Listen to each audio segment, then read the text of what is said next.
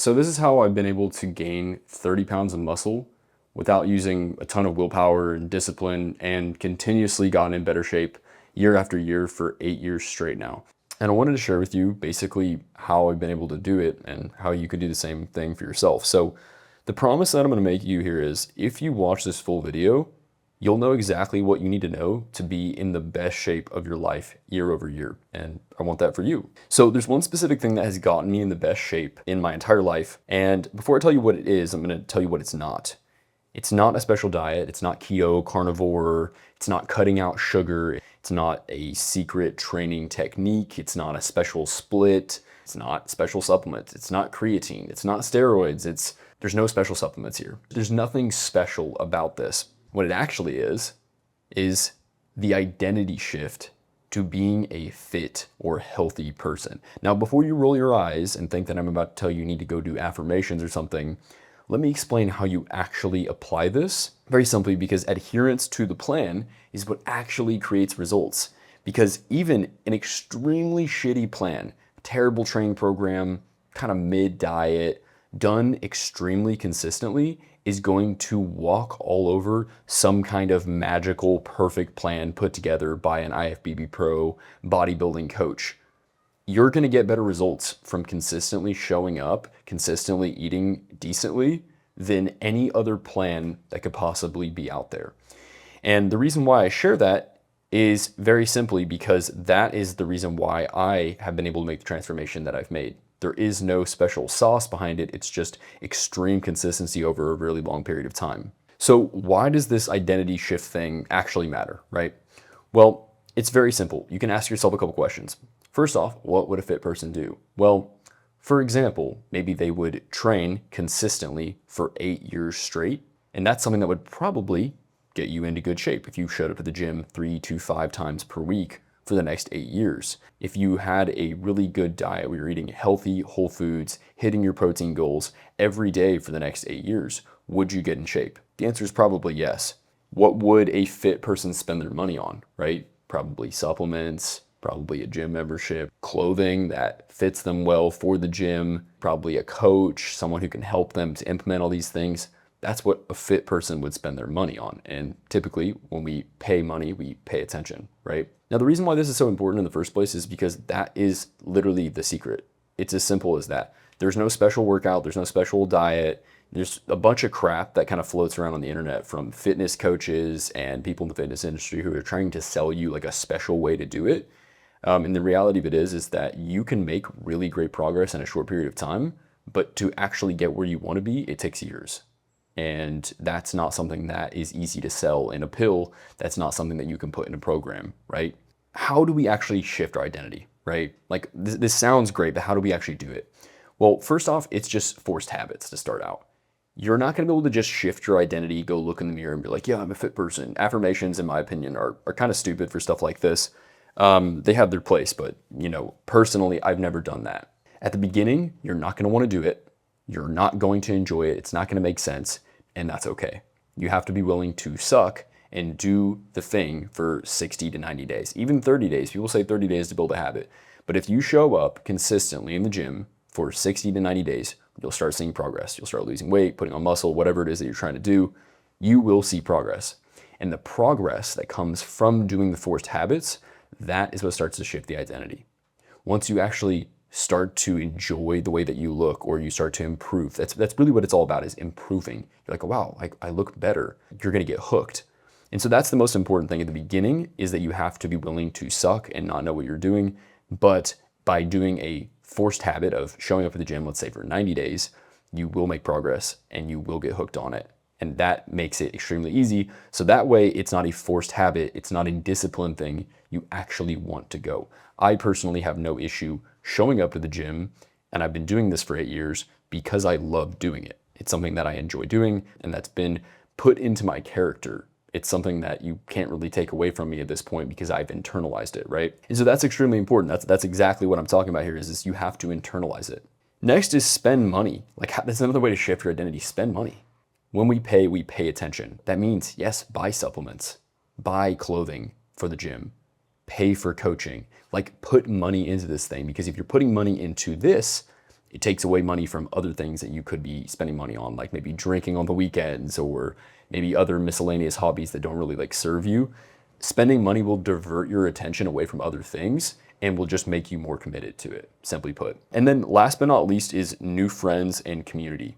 If you're going to get into the gym, I highly, highly recommend that one, you either get some friends to go with you, and if they don't, because you have friends that have terrible habits, first off, stop spending time with them. But second off, make friends at the gym. This is a cheat code. If you can go make friends at the gym, then when you go there, you're getting that positive association. You start to build community, and it makes it extremely to adhere to. Because you're like, oh, I'm gonna go hang out with my friends at the gym later, and it's a part of your routine, right? So all these things together are how I was able to get myself to be extremely consistent for 8 years straight. I forced myself to go at the beginning when I absolutely hated it. I literally would go at 3 a.m. when no one else was there because I was terrified. Did that for a while, got more used to it, stopped feeling like I sucked so much, started going a little earlier.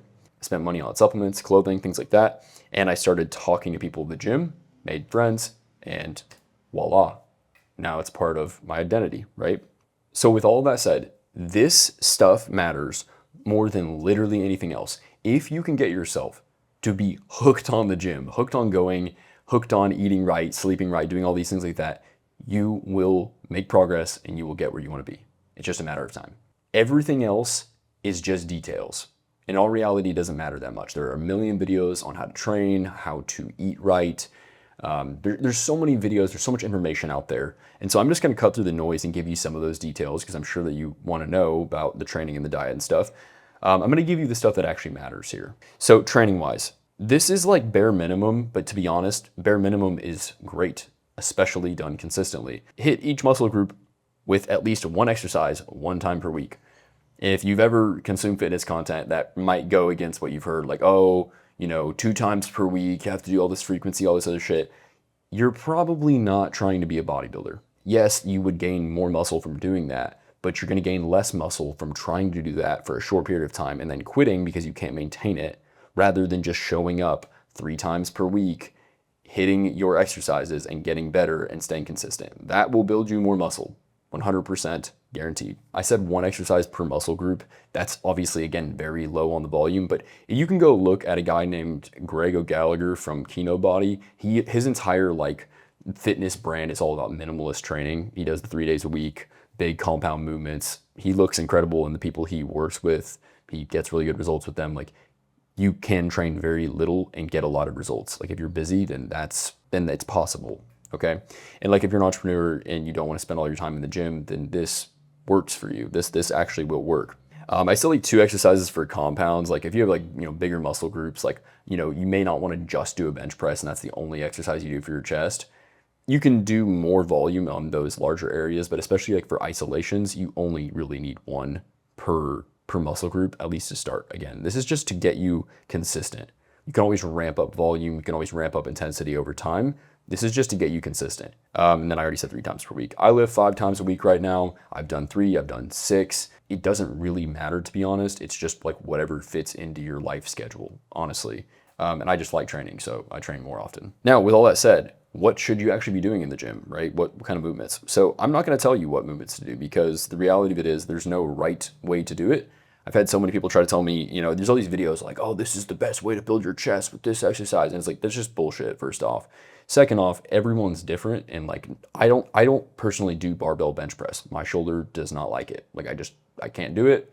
Doesn't really feel good. So I just don't do it. And so there's no rules about what movements you actually need to do. The thing I would say the most is movements that work well with your biomechanics. Literally just the movements that you feel good. There's no reward for suffering. You don't need to do some kind of lift that everyone else does just because that's what's recommended. It doesn't matter, especially if your goal is just to put on muscle. It literally doesn't matter, okay? Movements that work well with your biomechanics. For me, I really like to squat. A lot of people don't like to squat. There's a whole other conversation about mobility. You should be able to squat. You don't have to do squat, but you should be able to. That's a different conversation. But the point is, pick movements that you can actually feel in the target muscle that you like and that you can progress on. A lot of people are oh, confuse the muscle, do all this bullshit. You literally could do the same movement for a year straight. On legs, for instance, you could squat every Tuesday for a year. And you're gonna get better at the actual movement itself. Yes, you're gonna get better at squeezing the muscles and getting stronger and all that fun stuff. But the movements themselves take practice, right? And so I think that if you can find movements like this for each muscle group, you're gonna win. At the beginning when I started, this is actually a good example here. My legs never grew because I would try to squat. I didn't have the mobility at the time. So I tried to squat, couldn't squat. My legs never really got put to failure. It just didn't work. Then when I started training the leg press, my legs exploded because I started training leg press and started actually like annihilating my quads really consistently. I squat now actually. I can do a full ATG squat, no problem. But that took time and mobility work. So moving on, okay? So that's training. Diet, simply put, there's lots of ways you can do this, but eat the same amount of food every day is what I recommend, because there are fancy things where you do carb cycling and stuff. Like I'm doing carb cycling right now, but for 90% of my 8 years of training, I just ate the same amount of food for whatever the goal was. Just eat the same amount of food every day. Makes your life extremely simple. You don't need to overthink it, and that's it. Now, if you don't know how much you should be eating to start, you can use one of those calculators. I'll put a link in the description for one. Are they accurate? No, not really. Like they don't account your metabolism and your activity and all that fun stuff, but it's just a place to start, okay?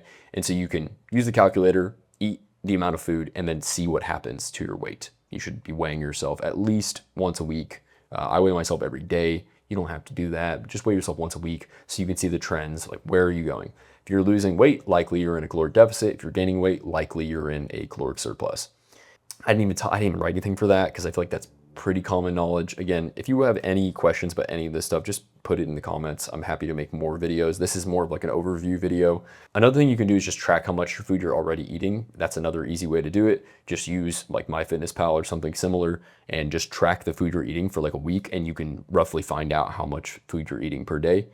And that can be your baseline, and then you can make your adjustments from there. So breaking down like the macro side of things, people overcomplicate the shit out of this. Literally, okay, protein, simple, 1 gram per pound of body weight. If you're like really, really overweight, like if you're really like in the obese spectrum, then don't do 1 gram. That's gonna be a ton of protein. Assuming that you're, let's say, under 25% body fat, that's a good measurement. If you're above that, you don't need to go like crazy. You could do 0.75 grams per pound. And then just fill the rest in with carbs. I'd say carbs like 60 to 70% of whatever's remaining, and then fats like 30, 40%. And that's it. Like it doesn't need to be complex. There is no magic formula on, certain amount of protein or certain amount of fats and carbs. Like there's no magic formula here. Like it really doesn't matter that much. Now, again, the consistency though does matter. You do the diet right, you do the training right, you do all this stuff together consistently, you will get results. Absolutely guaranteed. Unless you have some like magic genetics where thermodynamics don't apply to you, you're going to be good. This is going to work. And there's just some tips here for dieting. Like you need to eat food that you like. I don't even like calling it dieting because it's not dieting. This is just how I eat. I've been eating like this for 8 years. It's not something that's hard to adhere to. If it's something is hard to adhere to, you will not do it. You will fail, and then you're going to go back to whatever you were doing before. It's as simple as that. You have to eat food that you like. And yes, you can eat food that you like and be in a caloric deficit and lose weight or bulk or whatever, right? Like you can do it. So now if you're like addicted to fast food and stuff, no, you can't eat that, but that's a different conversation. I recommend using something that I've deemed the track once method. And what that means is that basically find out how much food you need to eat, use your calculator or figure out how much you're eating right now. And then, let's say you want to do a caloric deficit, let's just say, right? Let's say you want to cut body fat. Maybe you subtract 300 calories off of what you've been eating. And from here, you can just go in and you can type out a few different meals into the MyFitnessPal for like the day. And you can just track it one time and you can basically just rinse and repeat those meals. Now, I personally did that with like 3 meals, and I would literally eat the same 3 meals every day for literal months on end back before when I cooked everything myself. I'm not recommending that you do that per se, because you can develop food intolerances and things like that, but it did work. I did put on a ton of size from that, just because I didn't have to think about it, and I just ate the same food every day. I recommend maybe you track 6 to 9 different meals that you really like, track them all in MyFitnessPal, so that way whenever you go to eat, you don't need to track. Like you don't need to sit here and type it in every single time. You do need to weigh your food in order to be able to know how much you're eating, weighing your food's not that big of a deal. I don't know why people make this crazy deal out of it. Like, oh, you weigh your food? Like, oh, that's so like obsessive. It's like, it's not that big of a deal. You literally press the on button, you put your plate on it, and you put the food on it. Like, it's so extremely easy to do that it's like not worth not doing. So I can't recommend it enough. Just, yeah, get a food scale. It's like $10 and weigh your food. And yeah, I mean, and if you think that's hard, then you decide which one's, harder, being in really, really terrible shape and being in bad health, or weighing your food. Like, you decide. So use the track once method. Figure out like how many macros and how much calories are in the meals that you like, and then just eat the same meals and just swap them around. And then if you get bored, then just create new ones. This is the way I was able to, basically for 90% of my lifting journey, I have not tracked calories, not on a day-to-day basis. I would track them once every few months.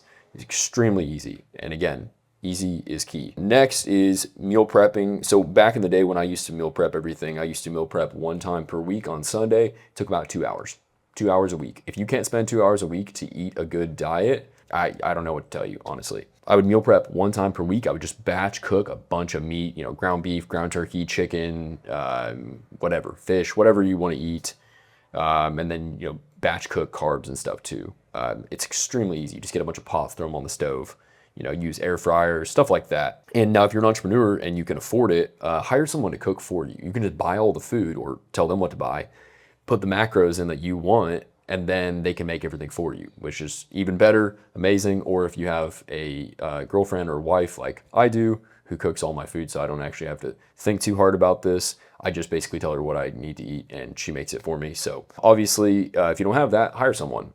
You can even hire like your friend. It doesn't need to be like a chef. Just like pay your friend $100 or $50 a week or something to cook your food. I don't know. There's lots of ways you can get around this if you can't find the time to meal prep, but honestly, meal prepping is extremely easy. You could even meal prep for multiple weeks at a time. I just did it once per week. That was what I did. And as far as supplements go, I honestly only have a few recommendations for supplements because, to be honest, if you're doing the sleep, diet, training, and everything else correctly, then those things are like the 80-20. This is like not even 20%. Actually, I think would be overblowing how useful supplements are. But I would say the supplement that I actually think is the most important for me personally is like a pre-workout drink. This is like a non-stim pre-workout, basically like something that helps with blood flow. A lot of times has like L-citrulline and like beetroot powder, stuff like that in it. The reason why I actually think this is the most important supplement is mentally. It just makes working out more fun. Like when you go into the gym and you see yourself with like crazy veins popping out and everything like that, it hooks you. It makes you enjoy the gym more. It makes training more fun. And so if you can make training more fun, then you're going to adhere to it more. So that's something that I personally really like to do. Does it make you stronger? Probably not, but being extra hydrated with the sodium and everything else in there, that probably does help training performance, especially if you're not super well hydrated. So I really, really like doing that, especially because I train fasted a lot. That's my favorite supplement personally, and that's something I actually do recommend, especially for people who are new or who are trying to get consistent in the gym. It's like a kind of a ritual thing. Like you drink it before the workout, and it will make a difference in the pump that you get. And so therefore, it will help you stick to it. So that's honestly the only thing that I really recommend for supplements. That's the details, that's the technical stuff. So let's go back to the very beginning here, right? To wrap this up, there is no magic formula to getting in shape, but the closest thing to a magic formula is consistently eating well, training well, and sleeping over years, and you will get exactly what you want. If you can apply this to yourself and make it a habit, and make it a part of you, make it a part of your identity, that you work out, that you eat, that you sleep well, then you're going to consistently get in better shape over the years, assuming that you don't, injure yourself and stuff. That's also a part of training properly, right? And so that's how I've been able to achieve this. And I would say I now look like the guy on the left over here wanted to look, but I didn't think it would take 8 years. And in all reality, it probably could have taken like 4 had I known what I know now. I could share tons of different stuff about the specifics of the diet and training stuff that I have done. But again, I think that if you do not implement these things in the first place, none of the rest of it matters. And that's the reason why I made this video. So if you have any questions about anything specific in here, you want to hear more about the diet or the training style and the things that I like to do, then obviously just leave a comment and I can make videos about that as well. Or you can also just reach out to me directly on Instagram. I'll have the link in the description. So thank you for watching. I'll see you in the next one.